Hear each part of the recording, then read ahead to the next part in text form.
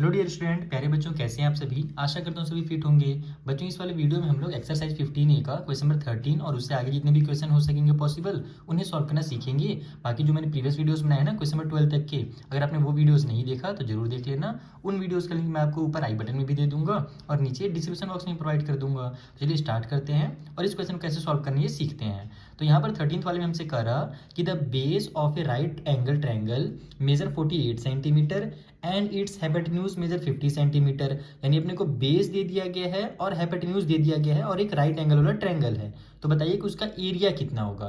तो अब एरिया निकालना है तो अपने को बेस और हाइपोटेन्यूज से तो काम चलेगा नहीं। हम अगर फॉर्मूला लगाएं वो वाला 1/2 मल्टीप्लाई बेस मल्टीप्लाई हाइट, तो वहाँ पर हाइट की जरूरत पड़ेगी। तो हम क्या करेंगे, पहले इन दोनों का यूज़ करके हाइट निकाल लेंगे। अब हाइट कैसे निकलता है, तो हाइट हमारा वो जो हमारा क्या बोलते हैं पाइथागोरस थ्योरम है ना, उसका यूज़ करके निकल जाएगा यहाँ पर आसानी से। चलिए यहाँ पर इसे सॉल्व करना सीखें।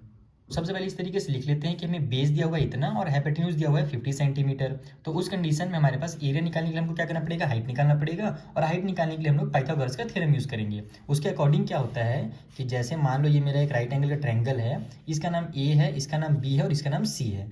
तो हमें दिया हुआ बेस यानी कि ए बी की वैल्यू दी हुई है, हमें दिया हुआ है ए सी का वैल्यू 50 सेंटीमीटर, क्योंकि हाइपोटेन्यूज किसको बोलते हैं, ये वाली साइड को बोलते हैं। हमें क्या निकालना है, ये जो सी बी है ना इसको निकालना है। तो हम लोग क्या जानते हैं कि अकॉर्डिंग टू पाइथागोरस थ्योरम हमारा जो हाइपोटेन्यूज का स्क्वायर होता है, ए सी का जो स्क्वायर होता है वो इक्वल होता है ए बी का स्क्वायर और प्लस में सी बी के स्क्वायर के। यही हमारा रूल है कि हाइपोटेन्यूज का स्क्वायर इक्वल होता है बेस का स्क्वायर और प्लस हाइट के स्क्वायर के। तो यहाँ पर हम लोग को तो हाइट का स्क्वायर चाहिए, तो हम लोग क्या करेंगे, इसको इधर ट्रांसफर करेंगे। तो ये हो जाएगा ए सी स्क्वायर माइनस में ए बी स्क्वायर, क्योंकि इधर ये प्लस में था, इक्वल की साइड में हमारा सी बी का स्क्वायर बच जाएगा। तो ए सी का स्क्वायर कितना हो जाएगा, तो 48 हो जाएगा। सॉरी, ए सी यानी कि हमारा 50 हो जाएगा। तो 50 का स्क्वायर लिख लो, माइनस में ए बी का स्क्वायर यानी कि 48 का स्क्वायर लिख लो, इक्वल की साइड में सी बी का स्क्वायर। अब यहाँ पर आप दो तरीके सॉल्व कर सकते हो। देखो, एक तो हमारा फॉर्मूला लग रहा है ए स्क्वायर माइनस बी स्क्वायर वाला, वो भी यूज़ कर सकते हो। दूसरा, दोनों का स्क्वायर को निकाल करके आपस में माइनस कर सकते हो। तो फॉर्मूला वाला काम ज़्यादा ईजी है। कैसे ईजी है, देखो ए स्क्वायर माइनस बी स्क्वायर का फॉर्मूला क्या होता है, ए प्लस बी और ए माइनस बी, यानी कि 50 प्लस में 90, सॉरी 98 बोल रहा हूँ, 48, 50 प्लस में 48 और फिर इधर हो जाएगा हमारा 50 माइनस में 48। हमने क्या किया, ए स्क्वायर माइनस बी स्क्वायर का फॉर्मूला लगा दिया जो कि होता है ए प्लस बी और ए माइनस बी, इक्वल की साइड में सी बी का स्क्वायर बचा हुआ है। तो ये हमारे दोनों प्लस करोगे कितना आ जाएगा, 50 और 40 90 होता है, तो 98 आ जाएगा। बीच में मल्टीप्लाई की साइन छुपी रहती है, 50 में से 48 माइनस होगा तो 2 आ जाएगा, इक्वल की साइड में सी बी का स्क्वायर। अब 98 का 2 से मल्टीप्लाई करो कितना आ जाएगा, 196 आ जाएगा, इक्वल की साइड में सी बी का स्क्वायर। तो 196 किसका स्क्वायर होता है, ये होता है हमारा 14 का। यानी कि जब हम लोग 14 का स्क्वायर निकालते हैं ना, 14 मल्टीप्लाई 14 वो होता है 196। आप लोग कम से कम 30 तक के स्क्वायर याद कर लो, उससे काम आपका आसान हो जाएगा, आपको बार बार फाइंड नहीं करना पड़ेगा। तो यहाँ पर हमारा स्क्वायर से स्क्वायर कैंसिल हो गया, सी बी का जो वैल्यू है वो निकल करके आ गया हमारा 14। और ये सब क्या में दिए हुए थे, हमें सेंटीमीटर में दिए हुए थे, तो ये भी हमारा सेंटीमीटर में निकल के आ जाएगा। इसको ऐसे बॉक्स में क्लोज कर दो, यहाँ पर भी लिख देते हैं 14 सेंटीमीटर। अब अपने को एरिया निकालना था, तो एरिया के लिए हम लोग जानते हैं कि 1/2 मल्टीप्लाई बेस और मल्टीप्लाई हाइट करना पड़ता है। तो ये हो जाएगा हमारा 1/2, बेस की वैल्यू हमें दी हुई है 48 और हाइट हमने अभी निकाल लिया 14। तो ये हो जाएगा 2 1 जा 2, 2 7 जा 14। अब आप लोग 48 को जब 7 से मल्टीप्लाई करोगे तो कमेंट बॉक्स में हमें बताइए कमेंट करके कि कितना हमारा एरिया निकल करके आता है। बस ध्यान यही रखना कि जब हम लोग एरिया निकालते हैं तो बेस और हाइट का मल्टीप्लाई होगा, तो ये दोनों सेंटीमीटर में है तो एरिया हमारा स्क्वायर यूनिट में आता है। चलिए जल्दी से मल्टीप्लाई करके बताइए इसका एरिया कितना है। अब हम लोग नेक्स्ट क्वेश्चन सॉल्व करते हैं। जो नेक्स्ट क्वेश्चन है ना 14th वाला, एकदम सेम टू सेम जुड़वा भाई है ये क्वेश्चन में 13th की तरह। यहाँ पर भी हमें दिया हुआ है कि hypotenuse of right angle triangle is 65 centimetre, यानी कि जो हाइपोटेन्यूज है वो 65 है और जो बेस है वो 60 सेंटीमीटर है। पहले फाइंड कीजिए लेंथ ऑफ द परपेंडिकुलर, यानी कि वही हाइट को ही बोला जाता है परपेंडिकुलर लेंथ, ठीक है। यानी कि अपने को यहाँ भी हाइट फाइंड करना है और फिर एरिया निकालना है। तो सेम टू सेम काम करोगे आप लोग, जैसे यहाँ पर आपने किया है ना ये वाला। बस आपका जब लास्ट में आप सॉल्व करना शुरू करोगे, यहाँ पर भी फॉर्मूला इसी टाइप से लगा देना, ए स्क्वायर माइनस बी स्क्वायर वाला फॉर्मूला लगा देना, ठीक है। एक हमारा 65 और एक हमारा 60 है, तो 60 प्लस हमारा 65 प्लस में 60 आ जाएगा और 65 माइनस में 60 आ जाएगा। जैसे यहाँ पर हमारा है ना 50 प्लस 48, तो इस टाइप से जब आप सॉल्व करोगे तो आपका वहाँ पर जैसे हमारा ये सी बी का स्क्वायर का वैल्यू 196 आया था ना, इस बार जब आप सॉल्व करोगे समय 14 में तो जो सी बी का स्क्वायर है उसका वैल्यू 625 आएगा, ठीक है। और फिर जब आप इसको जानते ही हो 625 किसका स्क्वायर होता है, ये 25 का स्क्वायर होता है। 25 मल्टीप्लाई 25 करते हैं तब जाकर के हमारा 625 आता है। यानी कि सी बी का वैल्यू जो होगा, सी बी मतलब कि जो हमारी हाइट है जिसे हम लोग ऑफ परपेंडिकुलर है ना, लेंथ ऑफ परपेंडिकुलर बोल रहे हैं यहाँ पर क्वेश्चन में, इसकी वैल्यू आपकी 25 सेंटीमीटर हो जाएगी। उसके बाद एरिया निकालने के लिए बस वही काम करना, 1/2 मल्टीप्लाई बेस, तो बेस हमें 60 दिया हुआ है तो 60 लिख लेना, और हाइट आपने निकाला 25 तो 25 ले लेना। सेम टू सेम क्वेश्चन है, बस इसको सॉल्व करोगे तो आपका आंसर जो है यहाँ पर भी आ जाएगा। हम लोग चलते हैं अगले वाले क्वेश्चन में। 15th question is find the area of a right angle triangle. एक राइट एंगल का ट्रायंगल हमें उसका एरिया निकालना है। The radius of whose circumcircle measure 8 centimetre, यानी कि यहाँ पर बोल रहे हैं हमसे कि एक हमारे पास राइट एंगल का ट्रायंगल है जो कि एक सर्कल के अंदर बना हुआ है। सर्कम सर्कल का मतलब होता है कि जो ट्रायंगल हमारा सर्कल के अंदर बने रहता है ना, उसको बोला जाता है। तो उसका जो सर्कम सर्कल है उसका रेडियस हमें दिया हुआ है 8 सेंटीमीटर, ठीक है। And altitude drawn to the hypotenuse, यानी कि जो हाइपोटेन्यूज है उससे जो एल्टीट्यूड निकला है, यानी कि उस ट्रायंगल की जो हाइट निकली है, एल्टीट्यूड का मतलब भी हाइट ही होता है, एल्टीट्यूड लिखा रहे, परपेंडिकुलर लाइन लिखा रहे, तो ये सब हमारी हाइट कहलाती हैं, ठीक है। तो एल्टीट्यूड जो है हाइपोटेन्यूज से निकला हुआ वो 6 सेंटीमीटर है, यानी कि एक तरह से हमें हाइट दिया हुआ है। आइए मैं आपको इसका डायग्राम बना करके समझाता हूँ ताकि आपको क्लियर हो सके कि ये सर्कम सर्कल का मतलब क्या होता है और उसके अंदर ये जो ट्रायंगल है वो कैसे बनेगा और रेडियस जो होगा वो कहाँ पर आएगा, तभी आपका ये जो है ना क्वेश्चन क्लियर हो सकेगा। यहाँ पर हमने एक राइट एंगल का ट्रायंगल बना लिया है। अब इसमें हमारे पास कुछ इस टाइप से तो बोला था ना, राइट एंगल ट्रायंगल बोला था, उसमें रेडियस बोला है। अब ध्यान दो रेडियस क्या होता है। राइट एंगल ट्रायंगल में जो हमारा ये जो हमारा हाइपोटेन्यूज आ रहा है ना, तो इसका बीचों बीच से आप लोग यहाँ पर एक पॉइंट लो और यहाँ से ये देखो, ये ऐसे जो मेरा यहाँ से यहाँ तक की जो दूरी है, यहाँ से अब आप क्या करो, एक सर्कल ड्रॉ करना शुरू करो। ये सर्कल आपका ऐसे ड्रॉ होगा, ठीक है। उसके बाद जाएगा आपका ये वाला जो पॉइंट, इसमें भी टच होगा, मैं रफली बना रहा हूँ इसलिए टच नहीं हो रहा है। उसके बाद आएगा और आपका इसमें भी टच होगा, ठीक है। और उसके बाद जाकर के ऐसे टच होता है, इसको ही बोला जाता है सर्कम सर्कल, यानी कि तीनों जो हमारे कॉर्नर होते हैं ना ट्रायंगल के, उससे ये हमारा सर्कल जो है टच होते हुए जाता है, ठीक है। अब जो हमारा इसका रेडियस होगा, तो रेडियस कौन सा होगा, देखो यहाँ से लेकर के यहाँ तक जो लाइन है ये कंप्लीट लाइन, इसको हम लोग क्या बोलते हैं, इसको हम लोग बोलते हैं डायमीटर। अगर हम लोग सर्कल के कॉन्टेक्स्ट में देखें तो ये हमारा जो कंप्लीट लाइन होगा इस वाले कॉर्नर से लेकर के इस वाले कॉर्नर तक, ये हमारा डायमीटर कहलाएगा। तो रेडियस कौन सा कहलाएगा, तो बीच वाले पॉइंट से आप इधर वाले ले लो या इधर वाले ले लो, जहां भी लेना चाहो ले सकते हो। ये जो हमारी साइड है ना, यहाँ से यहाँ तक, ये हमारा क्या हो जाएगा 8 सेंटीमीटर, यही हमें क्वेश्चन में रेडियस कहा गया है। रेडियस जो होता है वो सर्कल के सेंटर से लेकर के उसके किसी भी एक साइड को जो टच करती है लाइन ना, इसकी दूरी को ही रेडियस कहते हैं, ये आपको पता होगा। तो यहाँ से लेकर के यहाँ तक की दूरी हमारी 8 सेंटीमीटर क्वेश्चन में दी हुई है, ठीक है। दूसरी चीज हमसे बोला गया था कि जो हाइपोटेन्यूज है उससे जो एल्टीट्यूड निकल रहा है, एल्टीट्यूड यानी कि हाइपोटेन्यूज से जो एकदम सीधी लाइन निकल रही है, जो ऐसे आएगी यहाँ तक आएगी 90 डिग्री का एंगल बनाते हुए, तो ये वाली जो एल्टीट्यूड जो लाइन है इसका अपने को मेजर किया हुआ था 6 सेंटीमीटर।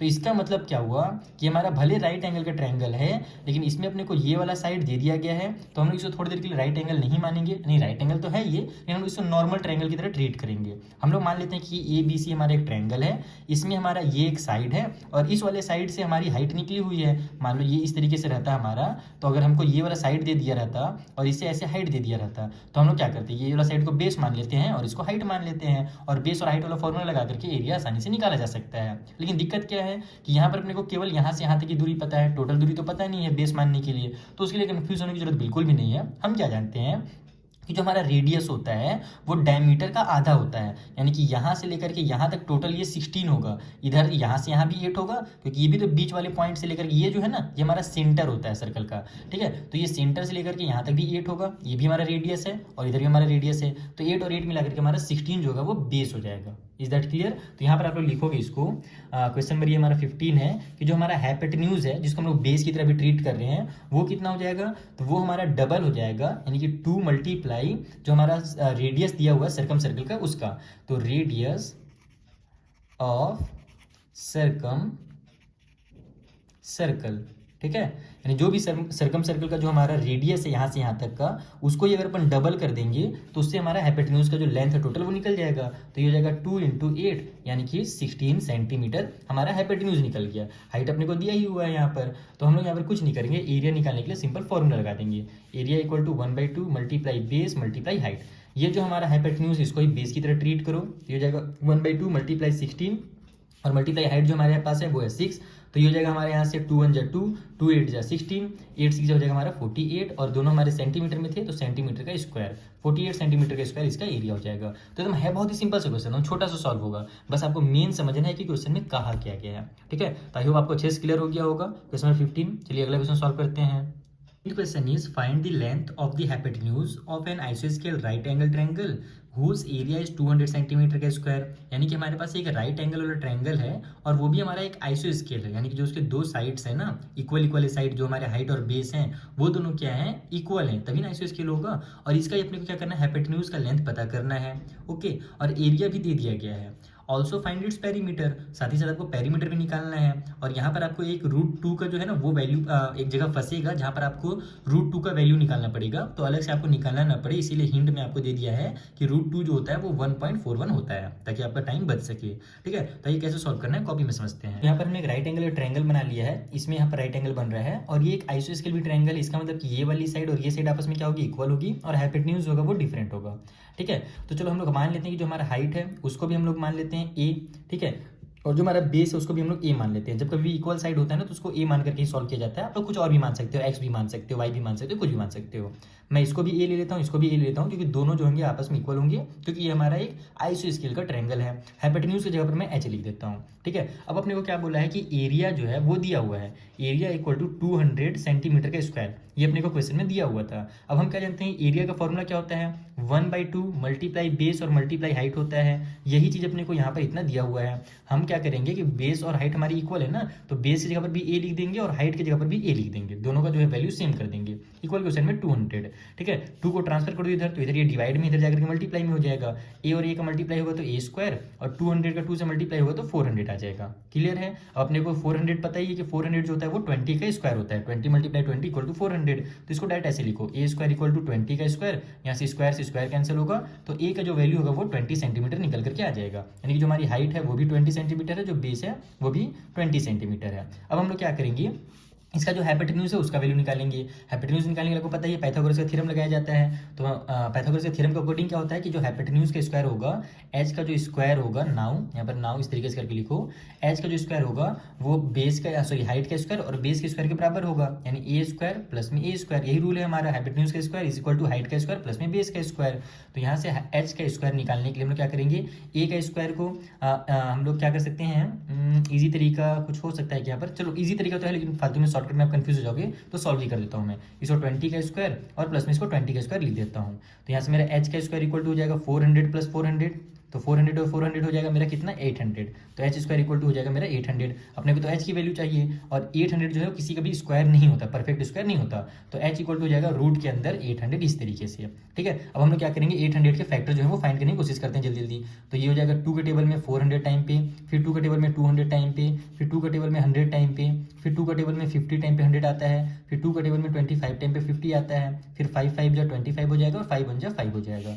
तो यहाँ से ये हमारा एच इक्वल टू हो जाएगा रूट के अंदर 2 2 2, ये 2 एक 1 2 ये बच जाएगा और ये 5 बन जाएगा, यानी 2 × 2 फिर मल्टीप्लाई 2 × 2 फिर एक बार और 2 है और फिर 5 × 5 है। ठीक है, तो यहाँ पर देखो 2 हमको जो दिया हुआ था ना क्वेश्चन में 1.41, हमको क्यों दिया हुआ था, क्योंकि 2 और 2 का यहाँ पेयर बन गया, 5 और 5 का पेयर बन गया, ये जो 2 है ये बच जाएगा रूट के अंदर। तो एच इक्वल टू हो जाएगा, ये 2 बाहर निकल गया, ये 2 बाहर निकल गया और ये 5 बाहर निकल गया, ये वाला जो 2 बचा रहा है, ये वाला ये सिंगल अकेला बच जा रहा है। तो एच इक्वल टू हो जाएगा हमारा 2 2 जा 4 4 5 जा 20 और मल्टीप्लाई में यहाँ देखो ये जो बीच में रहता है ना कोई साइन नहीं रहता है, इसका मतलब यहाँ पर मल्टीप्लाई की साइन छुपी हुई है। तो ये जो √2 का वैल्यू है उसको आप यहाँ पर पुट कर दो, जो कि हमको 1.41 दिया हुआ है।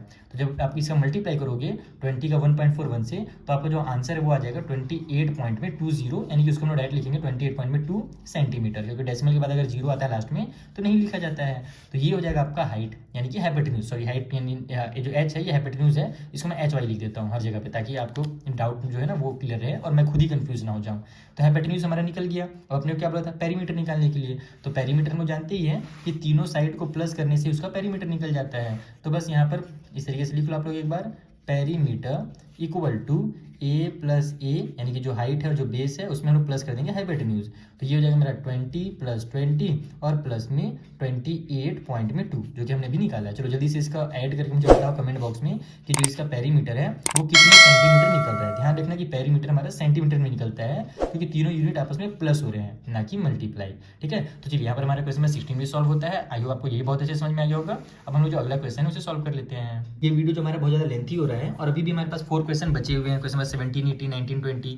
तो जो ये क्वेश्चन है ना, इनका मैं एक अलग से वीडियो बना दूंगा और इसे भी आपको ढूंढने की जरूरत नहीं है। आपके सामने स्क्रीन में ऑटोमेटिकली 2 विंडो ओपन हो जाएंगे। जो राइट वाला विंडो रहेगा उसमें क्लिक करोगे ना, तो आप सीधे नेक्स्ट वीडियो में पहुंच जाओगे। साथ ही साथ मैं आपको नीचे डिस्क्रिप्शन बॉक्स में भी इस वीडियो का लिंक प्रोवाइड करा दूंगा। अगर आपको इसके अलावा भी कुछ डाउट हो तो इंस्टाग्राम और टेलीग्राम का मैंने लिंक दे दिया है डिस्क्रिप्शन बॉक्स में, वहां पर आप हमें फॉलो कर लीजिए और अपने डाउट्स वहां पर हमसे आप पूछ सकते हैं। चलिए मिलेंगे नेक्स्ट वीडियो में, तब तक के लिए थैंक यू फॉर वॉचिंग।